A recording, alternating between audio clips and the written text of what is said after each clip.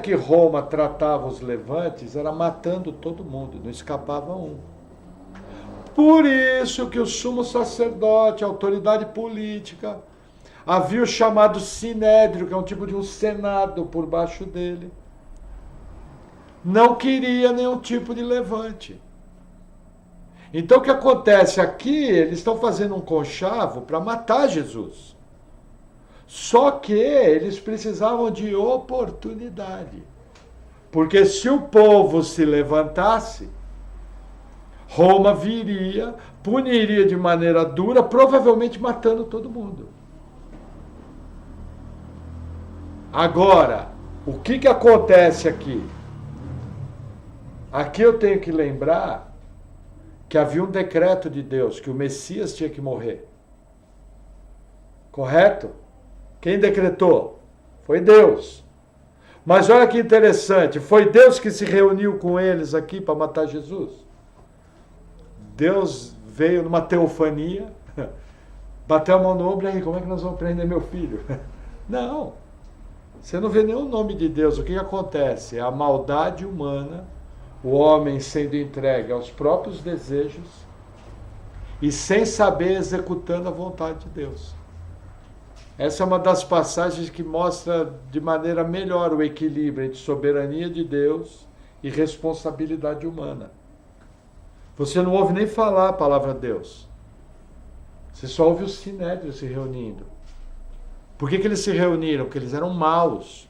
Por que eles se reuniram? Porque eles tinham inveja de Jesus. Por que eles se reuniam? Porque eles queriam matar Jesus de uma maneira que não fossem atingidos. E por que eles fizeram isso? Porque eles quiseram. Agora, por que aconteceu? Porque Deus decretou. Porque se Deus fala, não vai acontecer, podia juntar o mundo inteiro, que não ia matar Jesus. Por isso que o ser humano é responsável. Mas muitos, sem saber, estão cumprindo a vontade exata de Deus. Muitas vezes até realizando atos maus, como homicídio. Mal sabiam esses homens que eles iam estar trazendo a libertação de bilhões de pessoas, de trilhões de pessoas. Eles nem imaginavam. Nós sabemos hoje. Se esses homens não tivessem reunido aqui, eu e você não estaríamos aqui. Isso foi obra de quem? De Deus. Mas foi responsabilidade de quem? Deles. Por isso que eles vão para o inferno. Porque eles são responsáveis pelo seu pecado. Eles fizeram o que eles queriam. Amém? Amém. Vamos seguir um pouquinho mais. Versículo 6. Vai mudar novamente o quadro. E estando Jesus em Betânia, na casa de Simão leproso, aproximou-se dele uma mulher com um vaso de alabastro, com unguento de grande valor, e derramou-lhe sobre a cabeça, quando ele estava assentado na mesa. Veja que interessante. Aqui é noite de segunda-feira, mas no calendário judaico já é terça-feira. Como que eu sei que é noite de segunda-feira? Que nos outros evangelhos fala que eles estavam ceando. A ceia era uma reunião noturna. Entendeu? Então aqui nós estamos na noite de segunda-feira. Já virou a data, porém é o mesmo dia no nosso calendário. Porque o sol já se pôs. E aí o que acontece? Uma mulher, que eu não vou aprofundar nesse detalhe, porque nós vamos estudar outro evangelho, que nós sabemos que é uma das irmãs de Lázaro. Ela vem com um vaso de alabastro. Alabastro era um tipo de mármore finíssimo. E era normal perfumes caros serem colocados nesses vasos. Ela quebra o vaso e unge Jesus. Entendeu? Numa atitude que causou surpresa em todo mundo. Mas isso aí tem um motivo. Versículo 8. E os seus discípulos, vendo isso, indignaram-se, dizendo: Por quê? Por que é esse desperdício? Pois esse unguento podia vender-se por grande preço e dar-se o dinheiro aos pobres. Jesus, porém, conhecendo isso, disse-lhes: por que afligis essa mulher? Pois praticou uma boa ação para comigo. Porquanto sempre tendes convosco os pobres, mas a mim não me haveis de ter sempre. Ora, derramando ela esse unguento sobre o meu corpo, fê-lo preparando-me para o meu sepultamento. Em verdade vos digo que onde quer que esse evangelho for pregado em todo o mundo, também será referido o que ela fez, para a memória sua. O que acontece? Os pobres não tinham preparação com óleo, porque o cadáver cheirava mal. Esse perfume aqui nos outros evangelhos custava 300 denários, o salário de quase um ano de uma pessoa. O aroma era de nardo, um perfume finíssimo. Aí o que acontece? Quando ela fez isso, simbolicamente, ela estava ungindo o corpo de Jesus para a sepultura. Mais à frente nós vamos ver que as mulheres que acompanhavam Jesus, passada a Páscoa, na sexta-feira, compraram óleo.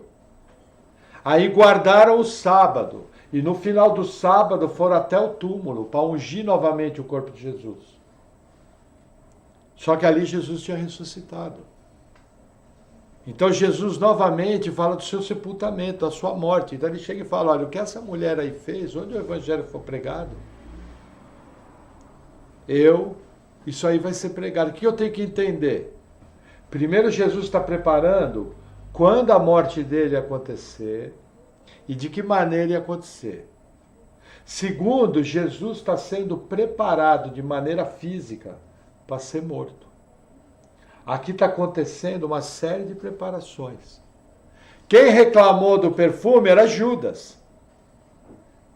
O outro evangelho vai falar, olha, ele era ladrão. Ele roubava a bolsa, por isso que ele falou do dinheiro. Na verdade, não está preocupado com os pobres.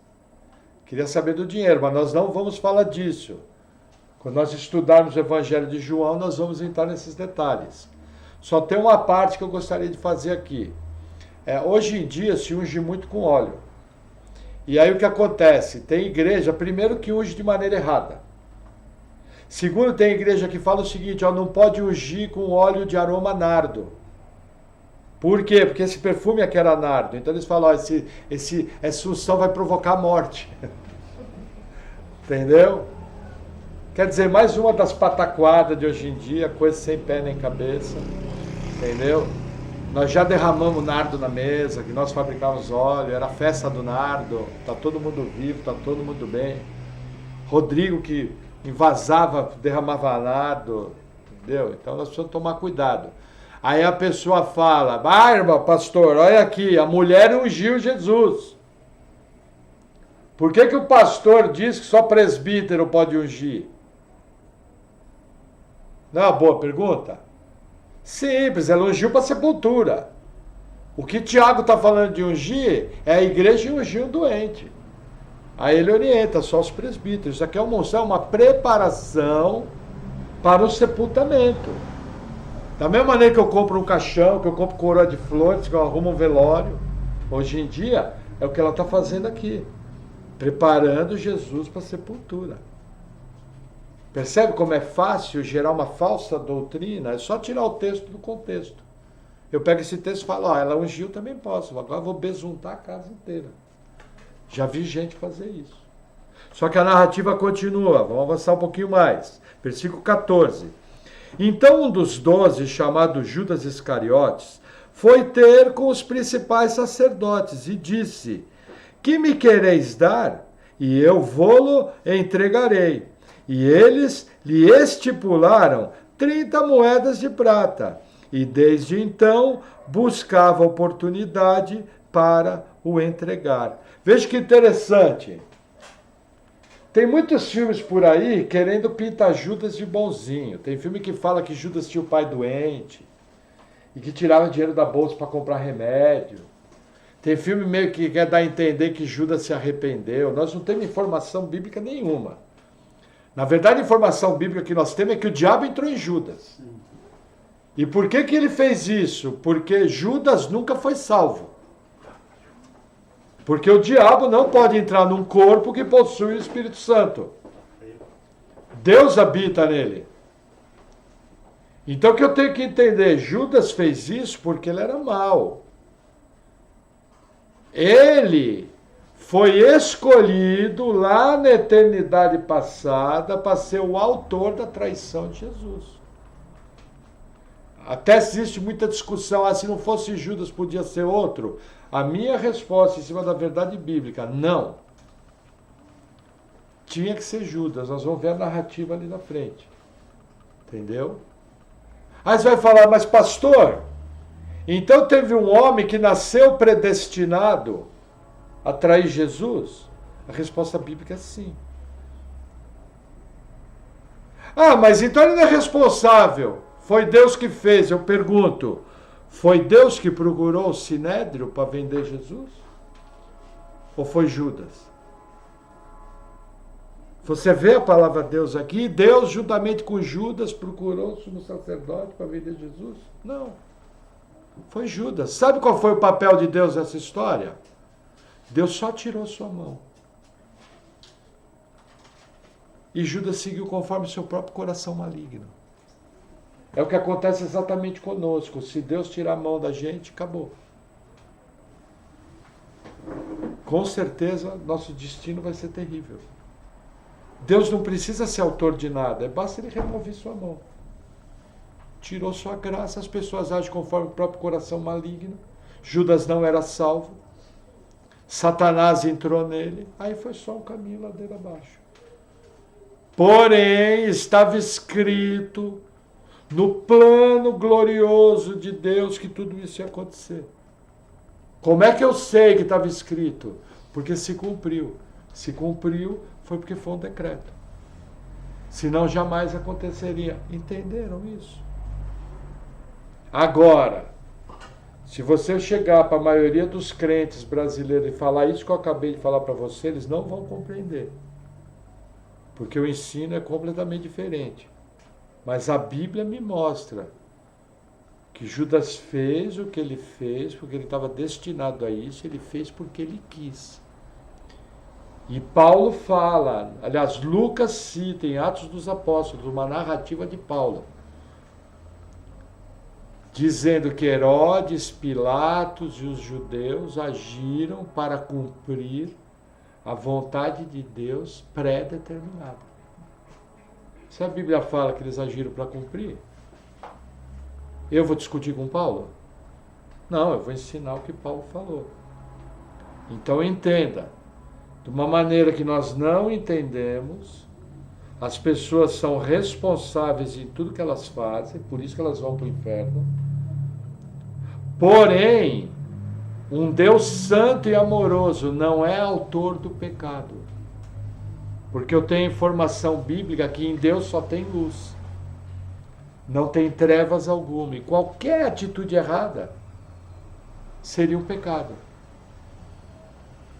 Até o juízo que Deus trouxe no dilúvio foi algo justo. Porque o dilúvio de maneira nenhuma arranhou a Deus de maneira nenhuma. Deus continuou sendo Deus até hoje. Amém? Vamos avançar mais um pouquinho. Versículo 17. E no primeiro dia da festa dos pães ázimos, chegaram os discípulos a Jesus, dizendo-lhe: onde queres que te façamos os preparativos para comeres a Páscoa?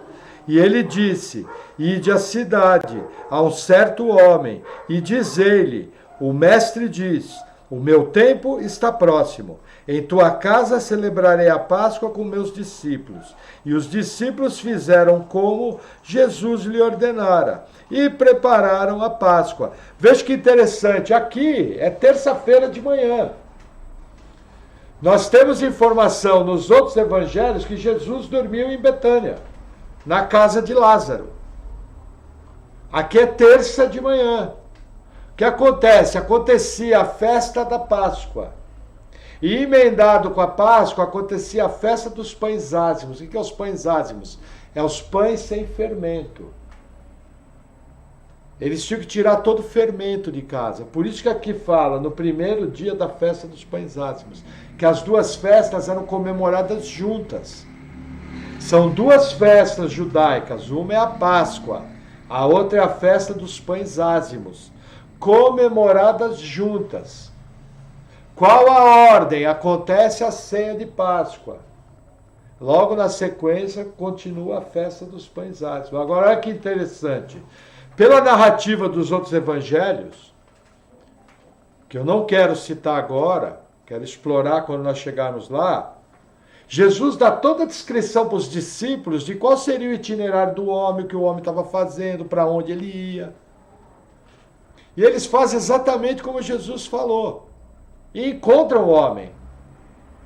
E o homem aceita fazer a festa. Agora entenda.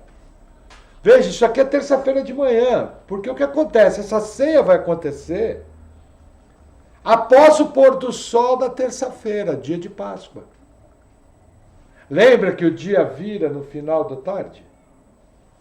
Mas o que os discípulos tinham que fazer? Tinham que encontrar um cordeiro, tinham que matar o cordeiro, tinham que limpar o cordeiro, tinham que assar o cordeiro, tinham que preparar toda a refeição pascal. Provavelmente eles levaram o dia todo fazendo essa refeição. Não foi um processo simples. Era uma refeição grande, para 12 homens. Tinha uma série de detalhes envolvidos. Aqui você percebe os discípulos pegando no pesado. Mostrando que muitas vezes os crentes pegam no pesado. Você não carrega cadeira, você não varre chão, você não dá carona.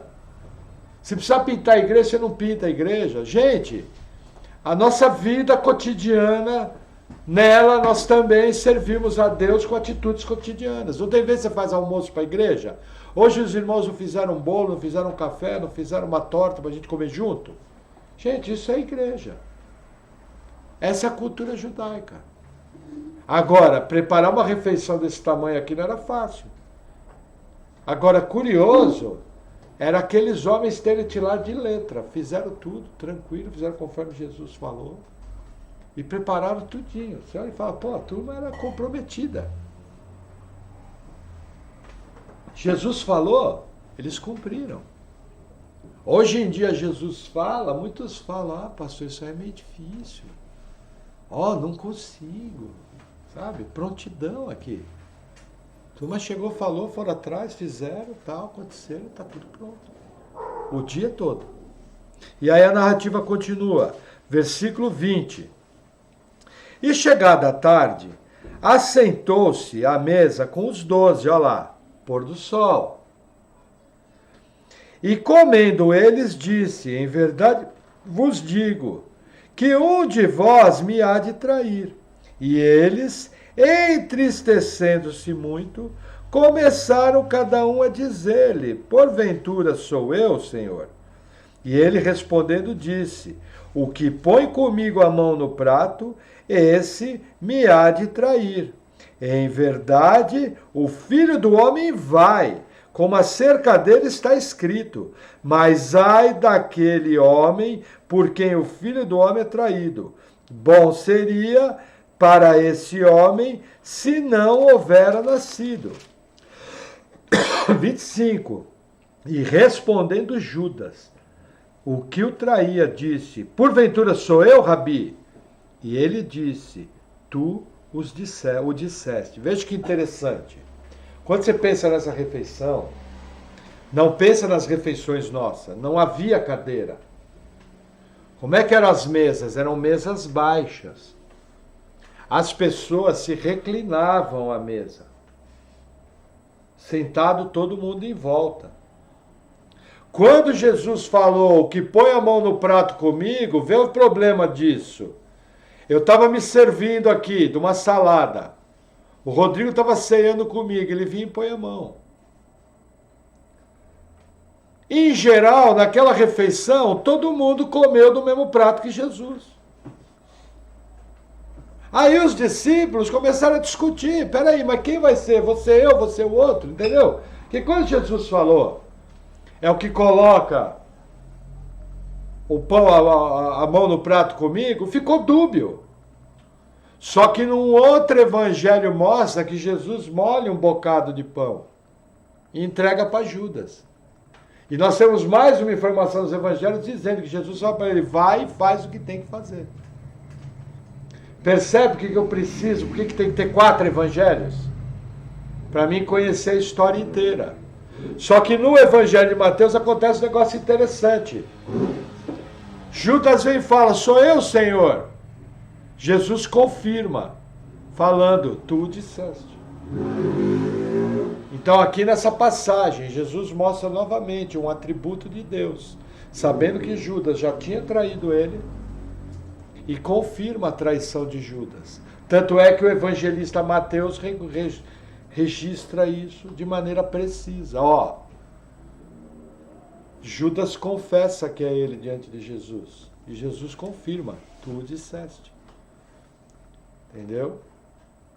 Mostrando novamente um atributo de Deus. Mas olha que interessante que Jesus fala, ó, melhor fora que não tivesse nascido. Eu pergunto, se Judas fosse um robô e não tivesse vontade própria e tivesse traído Jesus, ele seria responsável? Não. Por que ele é responsável? Porque ele fez porque ele quis. Um ato consciente. Veja, gente, o ser humano não tem livre-arbítrio. Mas o fato do ser humano não ter livre-arbítrio não quer dizer que o ser humano não tem vontade. É o que mais nós temos, vontade.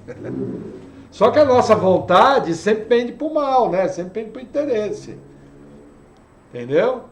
Sempre pende para mim tirar vantagem. Então Judas fez o que fez porque ele quis. Entendeu? Só que Jesus fala, melhor fora que não tivesse nascido, mostrando o quê? O terrível castigo de Judas ao trair Jesus. Entendeu? Isso é coisa muito séria. E aí a narrativa continua, versículo 26. E quando comiam, Jesus tomou o pão e, abençoando-o, partiu e o deu aos discípulos e disse, tomai, comei, isso é o meu corpo. E tomando o cálice e dando graças, deu-lhe dizendo, bebei dele todos, porque isso é o meu sangue, o sangue do Novo Testamento, que é derramado por muitos, para a remissão de pecados. E digo-vos que, desde agora, não beberei desse fruto da vide, até aquele dia em que o beba novo convosco, no reino de meu Pai. E tendo cantado o hino, saíram para o Monte das Oliveiras. O que está acontecendo aqui? A última Páscoa do Antigo Testamento vai ser transformada no mandamento da ceia do Senhor. O que é um testamento? Para um testamento valer, tem que ter morte do testador. Para uma aliança valer na cultura hebraica, tem que haver morte, provavelmente de um animalzinho. Lembra Abraão que fez aliança com Deus? O animalzinho foi separado em 2 partes. Aí Abraão cai no sono. Deus aparece em forma de uma lamparina, de um candeeiro, e Deus anda no meio das partes, selando a aliança com Abraão. Para haver aliança, para haver testamento, tem que ter morte. É o que Jesus está fazendo aqui. Está instituindo a ceia, falando, esse vinho aqui, simbolicamente é o meu sangue, que eu vou derramar para a remissão de pecados.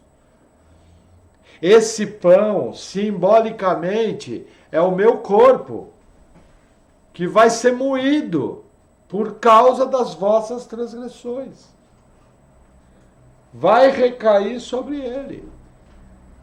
Aqui Jesus institui a ceia do Senhor. Tem uma série de detalhes aqui, mas eu não quero entrar. O que eu quero entrar é o seguinte: um novo testamento, uma nova aliança. Aqui é o final do Antigo Testamento. Aqui começam a se iniciar os nossos dias do Novo Testamento. Até aqui foi tudo narrativa dentro do Antigo Testamento.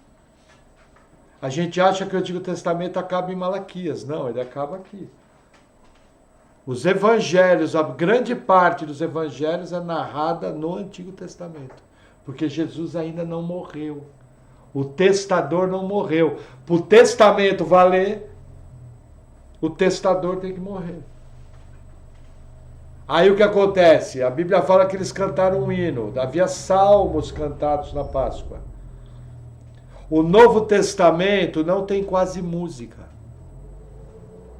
Você vai ver música aqui, em um ou outro texto, Paulo na prisão, uma meia dúzia de textos, aí você só vai ver música no Apocalipse, na eternidade. Entendeu? Tanto é que hoje existe um exagero em relação à música na igreja. É um exagero. Entendeu? Mas eles cantam o salmo e vão para o jardim do Getsemane. Getsemane quer dizer prensa do azeite. Tem todo o significado simbológico sobre esse local. O jardim do Getsemane. A maioria das oliveiras, abrindo um parênteses a palavra, que você vai em Jerusalém hoje, e você vê as oliveiras do Getsemane, elas viram Jesus orando. Entre aspas, elas não têm olhos. A maioria daquelas oliveiras estava presente, porque as oliveiras são árvores que vivem mais de 2000 anos. Interessante, né? E o jardim deve ser bem parecido com o que era original. E aí o que acontece? Versículo 31. Então Jesus lhes disse: todos vós esta noite vos escandalizareis em mim, porque está escrito: ferirei o pastor e as ovelhas do rebanho se dispersarão. Mas depois de eu ressuscitar, irei adiante de vós para a Galiléia. Mas Pedro, respondendo, disse-lhe: ainda que todos se escandalizem em ti, eu nunca me escandalizarei. Disse-lhe Jesus: em verdade te digo que, nessa mesma noite, antes que o galo cante, 3 vezes me negarás. Disse-lhe Pedro: ainda que me seja mister morrer contigo, não te negarei. E todos os discípulos disseram o mesmo. Veja que interessante. Não ficou um.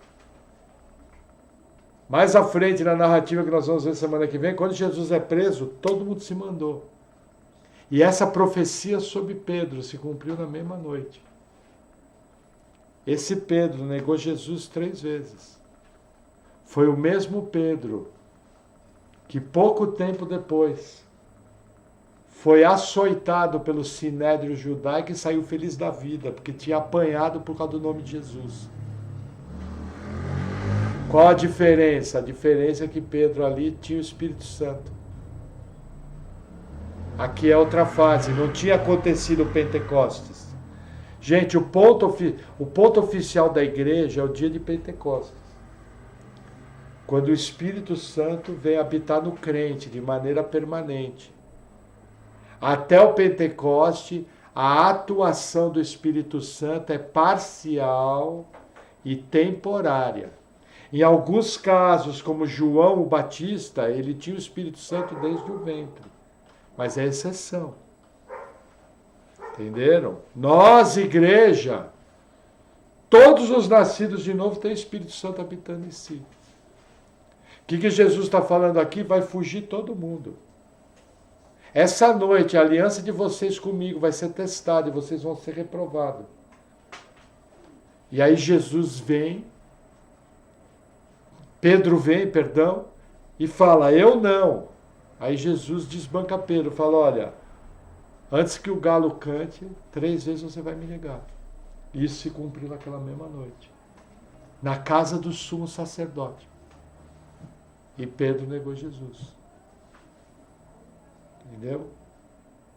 Então aqui o que a gente percebe? A necessidade que o crente tem de andar debaixo do poder de Deus. Se Deus tira a sua mão, nós nos perdemos. O que eu vejo aqui? Quando Jesus tomou aquele cálice simbolicamente, tomou aquele pão simbolicamente, ele também estaria tomando sobre si todos os pecados dos salvos, todos os pecados dos eleitos. Entendeu? Ele pegou tudo aquilo que era seu e tomou sobre ele. Por quê? Porque esse é o Novo Testamento. Aonde que aparece isso? E aqui é o ponto que nós temos que entender. Até aqui foi narrativa. Até aqui eu estou entendendo o quadro. Jesus falou que ia morrer na Páscoa, que ia morrer crucificado. Teve a reunião dos políticos, falou, vamos matar esse Jesus.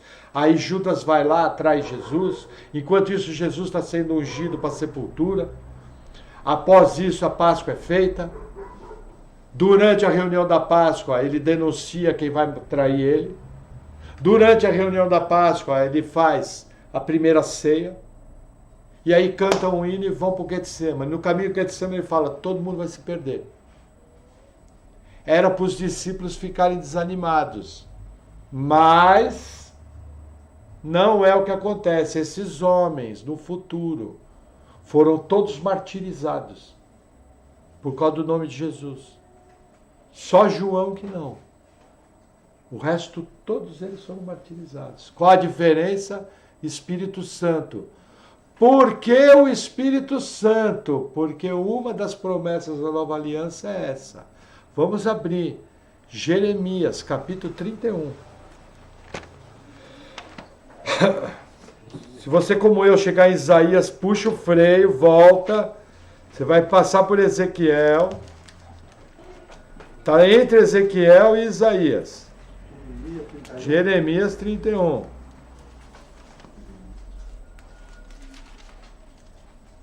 Talvez o capítulo mais importante do Antigo Testamento.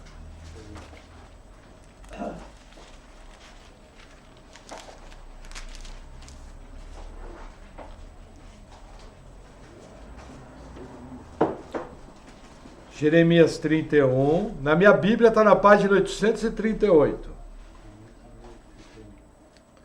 Jeremias 31, versículo 31, diz assim: Eis que dias vêm, diz o Senhor, que farei uma nova aliança com a casa de Israel e com a casa de Judá. Não conforme a aliança que fiz com seus pais, no dia em que os tomei pela mão, para os tirar da terra do Egito, porque eles invalidaram a minha aliança, apesar de eu os haver desposado, diz o Senhor. Mas essa é a aliança que farei com a casa de Israel. Depois daqueles dias, diz o Senhor, porei a minha lei no seu interior, e a escreverei no seu coração, e eu serei o seu Deus, e eles serão o meu povo. E não ensinará mais cada um a seu próximo, nem cada um a seu irmão, dizendo, conhecei ao Senhor, porque todos me conhecerão, desde o menor até o maior deles, diz o Senhor, porque lhes perdoarei a sua maldade, e nunca mais me lembrarei dos seus pecados. Veja, aqui existe a nova aliança. Eu pergunto, no texto, a nova aliança é para quem? Vamos ler o 31? Eis que dias vem, diz o Senhor, em que farei uma aliança nova com a casa de Israel.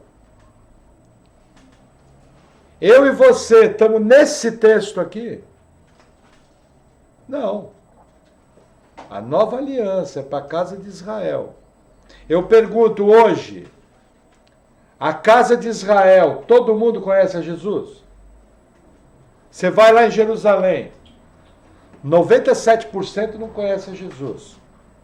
Essa aliança se cumpriu? Dessa maneira aqui, não. Eu pergunto, todo judeu tem a lei do Senhor escrita no coração dele? Não. Todo judeu tem o Espírito Santo dentro dele? Não. Hoje em dia, não precisa mais ensinar a palavra de Deus? Não, tanto é que eu estou ensinando aqui. que eu quero que você entenda? A nova aliança é para a casa de Israel. Quando Jesus levantou o cálice, os discípulos sabiam exatamente o que ele estava falando. Ele estava falando aqui, aliança com Moisés, acabou. Agora é uma nova aliança. Eu vou tratar direto com o povo. Eu vou tratar direto com Israel. Aí você fala, mas pastor, peraí, não estou entendendo. Onde é que entra o eu nessa história? Não é uma boa pergunta? Você não tem o Espírito Santo? Você não tem expectativa da vida eterna? Aonde que entra eu? Onde é que nós entramos, segundo a verdade bíblica? Essa pergunta a própria Bíblia responde. Na Bíblia, cada coisa tem o seu lugar. Por que que isso é importante? Vai ter igreja que de maneira errada vai ensinar que essa aliança aqui, ela se cumpriu totalmente em mim e em você.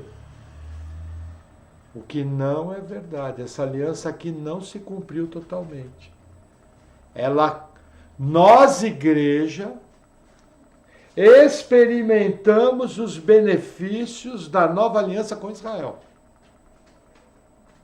Romanos 11 fala que nós somos o galho da oliveira brava, enxertado na oliveira santa.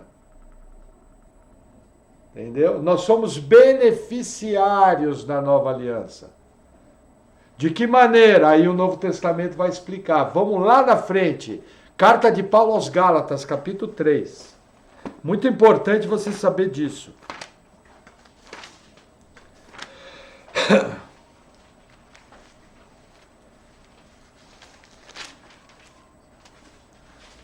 Gálatas 3.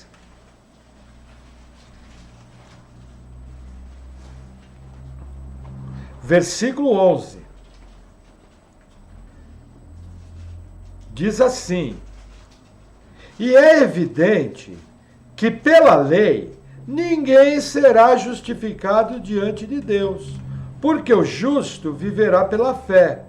Ora, a lei não é da fé, mas o homem que fizer essas coisas, por ela viverá. 13.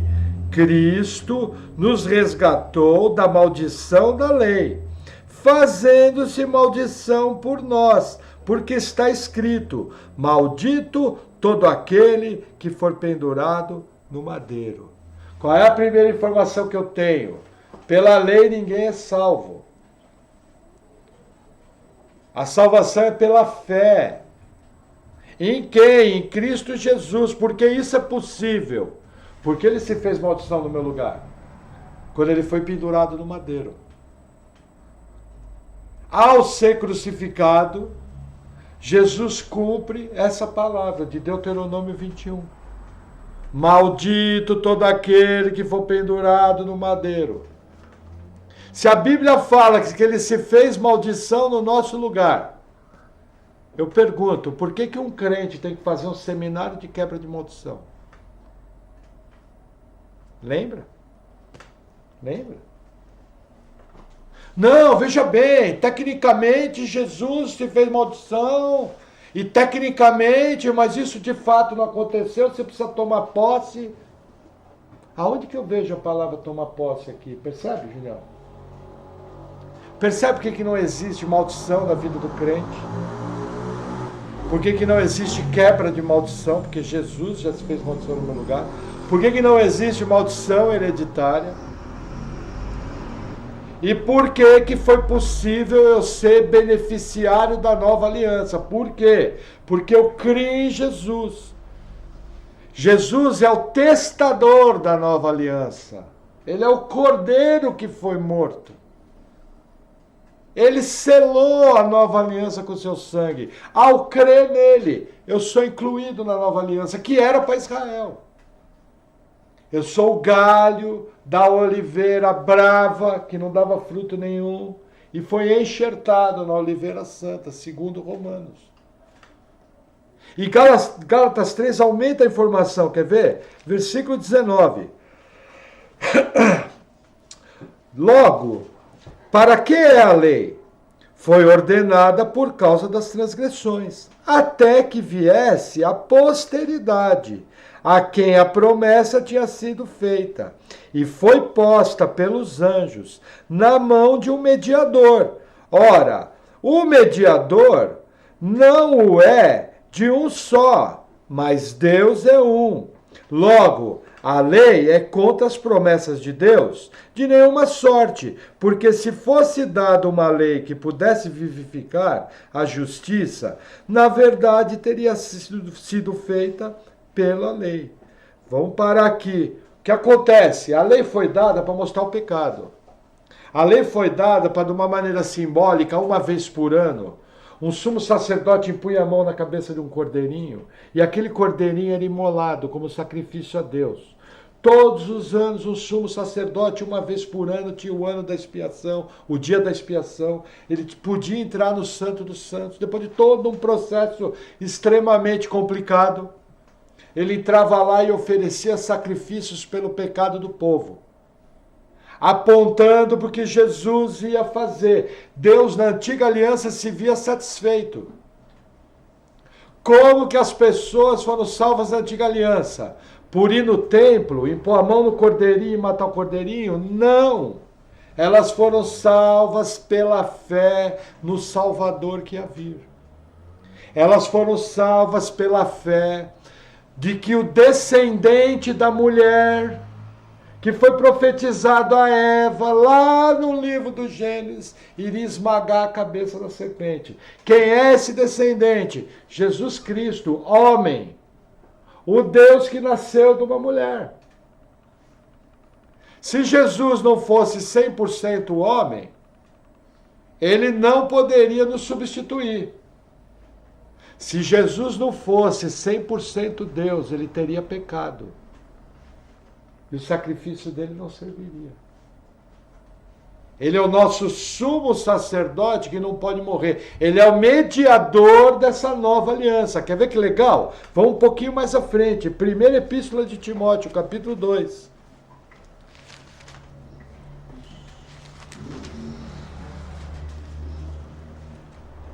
Versículo 5.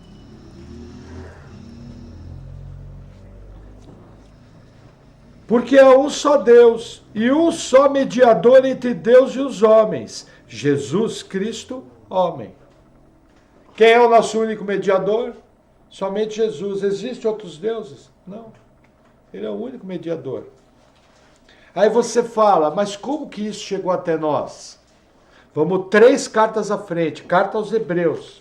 Capítulo 8, nosso último texto. Vira 2 Timóteo, vira Tito, você vai chegar em Hebreus, capítulo 8. Olha que legal. Versículo 6. Agora fiquei empolgado, vou começar a pregar. Já vou emendar café com vigília, com tudo. Mas não é legal demais? Você vê, Deus lá no Éden, quando tinha só 2 seres humanos na Terra, esse plano já estava todo pronto. Até a noite que Judas ia vender Jesus, já estava escrita. O homenzinho que passou com o vaso, que os discípulos iam seguir até a casa dele para fazer a Páscoa, já estava escrito aquilo. E cumpriu com 100% de exatidão. Essa é a natureza do nosso Deus. Percebe na mão de quem? Por quem que eu fui comprado? É assim que a palavra mexe com você, quando você vê o poder de Deus realizador. E aí o que o Novo Testamento nos fala em Hebreus? Hebreus 8:6. Mas agora alcançou ele, falando de Jesus, ministério tanto mais excelente, quanto é mediador de uma melhor aliança, que está confirmada em melhores promessas. Porque se aquela primeira for irrepreensível, nunca se teria buscado lugar para uma segunda. O que o escritor de Hebreus está falando? Que se a lei de Moisés fosse perfeita, não precisava de outra. Como pela lei ninguém pode ser salvo, teve que vir uma nova aliança, que foi profetizada no profeta Jeremias, que se cumpriu em Jesus, na qual nós somos incluídos pela fé. Porque maldito é aquele que é pendurado no madeiro, foi maldito no meu lugar. Entendeu como é que eu entrei na nova aliança? Entrei de carona, eu não sou judeu, eu sou gentio. E aí o texto continua, versículo 7. Acho que eu já li, bom, vamos reler. Porque se aquela primeira for irrepreensível, nunca se teria buscado lugar para a segunda. Porque, repreendendo-os, lhes diz: eis que virão dias, diz o Senhor, em que com a casa de Israel e com a casa de Judá estabelecerei uma nova aliança. Olha o que o escritor de Hebreus está fazendo aqui. Está pegando a nova aliança de Jeremias 31 e está narrando ela em Hebreus 8. Está entendendo? A teologia bíblica. E aí continua. Versículo 9. Não segundo a aliança que fiz com seus pais, nos dias que tomei pela mão para os tirar da terra do Egito. Aliança mosaica. Como não permaneceram naquela minha aliança. Eu para eles não atentei, diz o Senhor. O que acontece? Ninguém consegue ser justificado pela lei. Todo mundo transgride a lei. Então ninguém consegue permanecer na nova aliança, na antiga aliança. Por que a gente consegue permanecer na nova? Simples. Eu fui declarado justo. O sangue de Jesus pagou todo o pecado. Porque se for olhar para a minha vida e para a sua, a gente não consegue permanecer. Para a minha vida e do João, não conseguimos. Um pecado nos tira da aliança. Mas Jesus morreu pelo pacote todo, até o pecado que você ainda nem cometeu. Você já foi declarado justo em cima desse pecado. Agora entenda, né? Não receba isso como uma autorização para pecar, né? Porque se você receber isso como uma autorização para pecar, nem salvo você é. E aí o texto continua, versículo 10. Porque essa é a aliança que depois daqueles dias farei com a casa de Israel, diz o Senhor. Porém as minhas leis no seu entendimento e em seu coração as escreverei. E eu lhes serei por Deus e eles serão por povo. E não ensinará cada um ao seu próximo, nem cada um ao seu irmão, dizendo: conhece o Senhor, porque todos me conhecerão, desde o menor deles até o maior. Porque serei misericordioso para com suas iniquidades, e de seus pecados e de suas iniquidades não me lembrarei mais. Dizendo-se nova aliança, envelheceu a primeira. Ora, o que foi tornado velho e se envelhece, perto está de acabar. Acabou a antiga aliança. Não precisa guardar sábado, não precisa fazer Páscoa, não precisa de expiação. Pode comer carne de porco, pode comer camarão. Caducou. Já era. Agora, esse quadro de todo judeu crer em Jesus vai acontecer quando? Na volta de Jesus, lembra?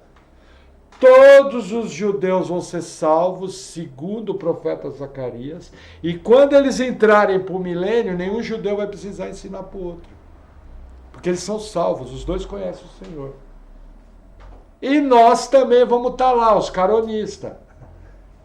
E também não vão precisar ensinar um para o outro, porque nós vamos estar em corpo glorificado, sem o pecado e plenamente com o Senhor, de uma maneira que nós nunca tivemos. Essa é a obra que Deus fez. O que acontece?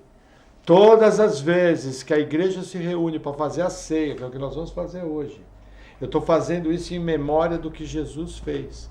Eu estou anunciando que eu sirvo a Jesus até que Ele venha. Eu estou anunciando que Ele é o meu Senhor, Ele é o meu dono, Ele é o meu Salvador.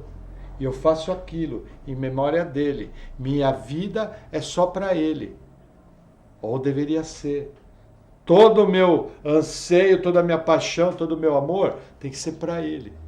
Porque Ele é o testador dessa nova aliança. Ele tornou possível gentios como nós, que nunca tinha sido citado assim, de uma maneira aberta. Você vê no Antigo Testamento, mas assim, salvação era para o povo eleito da Antiga Aliança. Aí Deus estende essa eleição à igreja. Nós entendemos, tem igreja que acha que a igreja é uma lacuna entre a primeira e a segunda vinda. Nós entendemos que a igreja é uma progressão do plano de Deus. Mais ou menos é a mesma coisa, mas não é exatamente igual. Um dia Deus vai dar a oportunidade de explicar. Nós entendemos que o plano de Deus avança. Ele vem de Israel, Jesus vem e vem varrendo, salvando tudo quanto é tipo de gente. Pobre, rico, grego e judeu, homem e mulher, livre, escravo, vem salvando todo mundo. E nessa turma toda, quem é que está? Eu e você, pela graça de Deus. Não que nós sejamos merecedores, é presente. Isso não vem de vós, vem mediante a fé. Pela graça sois salvos. Amém? Amém. Vamos orar. Senhor, obrigado por essa palavra. A minha oração nessa noite, Senhor, é que nós sempre tenhamos um coração agradecido. Que possamos sempre estar buscando fazer a Tua vontade. E que possamos sempre nos lembrar da onde fomos tirados e para onde fomos levados. Obrigado pelo teu amor, obrigado pela tua graça, obrigado pela tua salvação. Em nome de Jesus. Amém. Amém, irmãos? Vamos agora fazer a nossa ceia, vamos recolher rapidinho as cadeiras.